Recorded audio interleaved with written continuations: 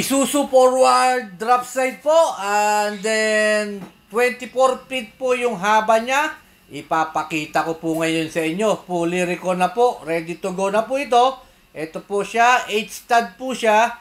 And then 11R po, 22.5 po yung size ng kanyang gulong. And then ayan po, 22.5, 11R.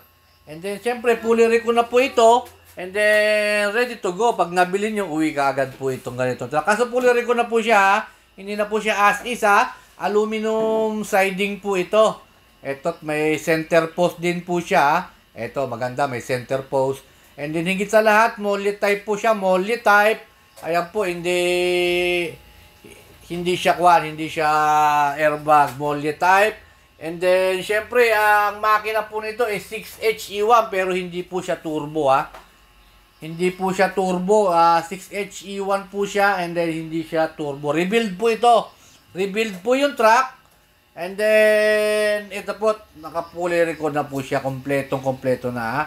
And then, steel flooring na rin po ito. Talagang gagamitin nyo na lang po pag nabili nyo siya. Kita nyo naman, napakakinis ng pagkakagawa. And then, syempre, pag fully recon na, ito na po, lahat po naka-paint na, Wala na po siyang wala na po siyang as is, paint color na po lahat. Kaya sa mga mapapabili rin po nito, minsan po hindi ako nagbablog ng mga naka-fully paint pero binlog ko rin po ito kasi po wala akong makita ng ganito kahaba na drop side, at saka hingit sa lahat malaki po gulong. Kaya po na-i-vlog ko na rin po siya, at ito po yung kanyang pangilalim. Ayan po yung kanyang pangilalim, and then siyempre malaki po gulong. Ayan po, kita nyo na. Ano na siya, nakakuha na po siya, naka-paint na po talaga. May fuel tank po, isa rin fuel tank nito.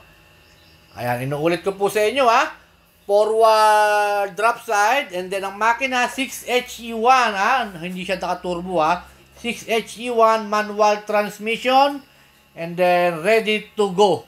Ready to pull out na. Then tawag lang po kayo sa akin pag may katanungan po kayo, para madali ko po kayong masagot. Mag-iiwan po ako ng cellphone number dyan sa taas para po sa inyong mga katanungan. And then maraming salamat po again, Ito po muna ating munting video dahil maraming naghahanap po nito, Ayan po, may ladder na rin po yan. And then thank you very much po again.